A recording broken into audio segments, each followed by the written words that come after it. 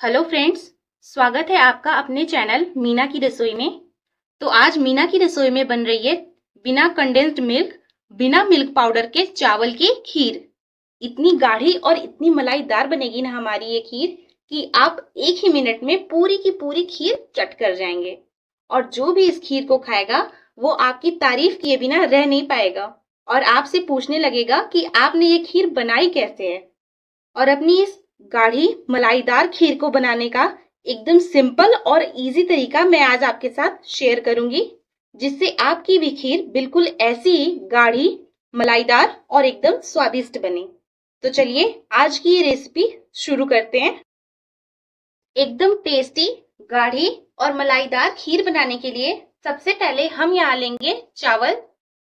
तो यहाँ देखिए, खीर बनाने के लिए इस तरह का जो थोड़ा मोटा वाला चावल होता है ना, हमें वो चाहिए। इसको पकने में टाइम भी कम लगता है और साथ ही जो हमारी खीर है वो गाढ़ी और टेस्टी भी बनती है। और हाँ, खीर अगर नए चावल से बनती है ना तो उसका स्वाद और मजा अलग ही आता है। तो यहाँ पर मैंने लिया है आधा कप नया चावल। मान के चलिए कि मैंने लगभग 80 से 90 ग्राम चावल लिया है। तो पहले हम चावल को 2-3 पानी से अच्छे से धुल लेते हैं, जिससे हमारा जो चावल है अच्छे से साफ हो जाए, इसमें कोई डस्ट वगैरह न रह जाए। अब चावल में से पानी हटा देते हैं और अब चलते हैं हम सीधा गैस की तरफ।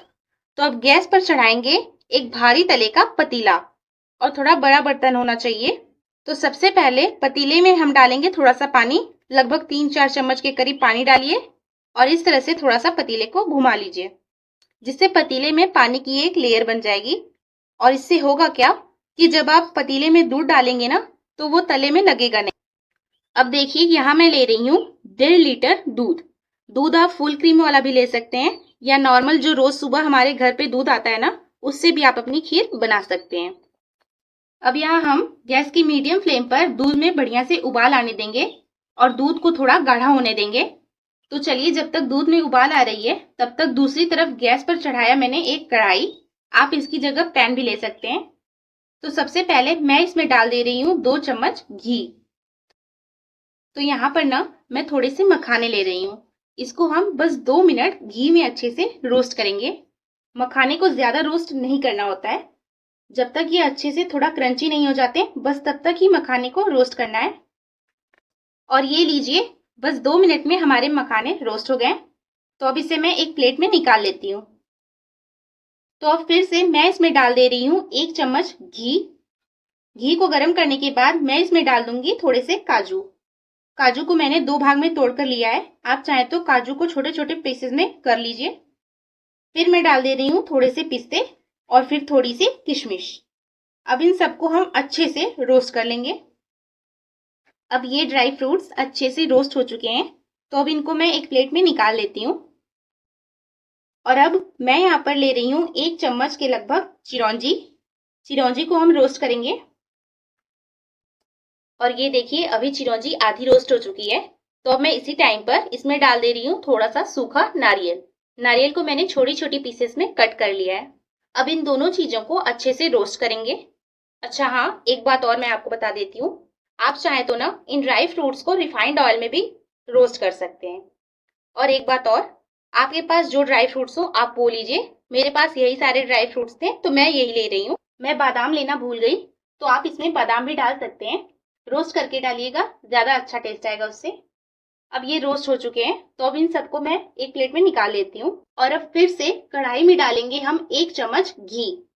और अब बारी है चावल को रोस्ट करने की। जो चावल हमने धुल कर रखे थे ना, बस वही चावल मैं ले रही हूँ यहाँ पर। गैस को रखेंगे लो फ्लेम पर और बस अब अपने चावल को हमें हल्का सा रोस्ट करना है।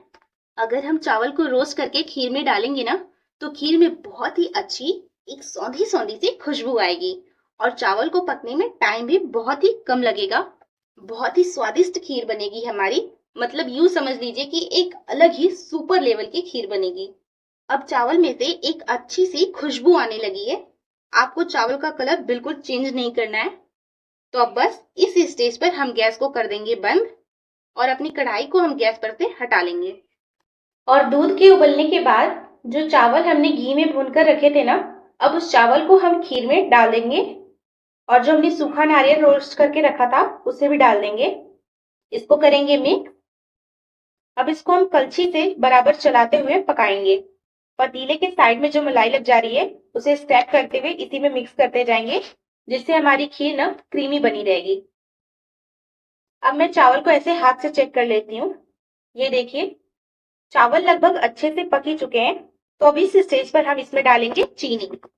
देखिए, यहाँ पर मैं आधा कप चीनी ले रही हूँ। आपको खीर जितनी मीठी खाना पसंद हो आप उस हिसाब से चीनी कम ज्यादा कर लीजिएगा। लेकिन ये चीनी का एकदम परफेक्ट रेशियो है। मतलब क्या है कि अगर हम 1.5 लीटर दूध की खीर बना रहे हैं तो चीनी हमें आधी कप डालनी है। इसको अच्छे से मिक्स कर लेते हैं। देखिए, धीरे धीरे हमारी खीर अब गाढ़ी होती जा रही है। तो अब इसमें मैं अपने रोस्ट किए हुए मखाने डाल देती हूँ। फिर इसमें रोस्ट किए हुए कैश्यू यानी काजू डालेंगे, रोस्ट किए हुए पिस्ता और रोस्ट की हुई चिरौंजी और किशमिश डाल देंगे। जब भी आप खीर बनाते हैं तो किशमिश आपको हमेशा लास्ट में डालना है, क्योंकि होता क्या है, जो हमारी किशमिश है वो थोड़ी खट्टी होती है। तो जब दूध अच्छे से पक जाए तभी आप किशमिश को इसमें डालिए। इन सारी चीजों को बढ़िया से मिक्स कर लेते हैं और अब अपनी खीर को हम थोड़ी देर और पकाएंगे, जब तक कि हमारी खीर थोड़ी और गाढ़ी नहीं हो जाती। और अब हमारी खीर अच्छे से पक चुकी है। तो अब एकदम लास्ट में हम इसमें डाल देंगे थोड़ी सी इलायची। इससे ना खीर का फ्लेवर बहुत ही बढ़िया आएगा। इसको अच्छे से मिला लेते हैं और अब हमारी खीर बनकर तैयार हो चुकी है। तो अब मैं आपको इसका टेक्सचर दिखाती हूँ। ये देखिए, कितनी गाढ़ी मलाईदार खीर बनी है ना हमारी, एकदम परफेक्ट ना, बहुत ही टेस्टी बनी है।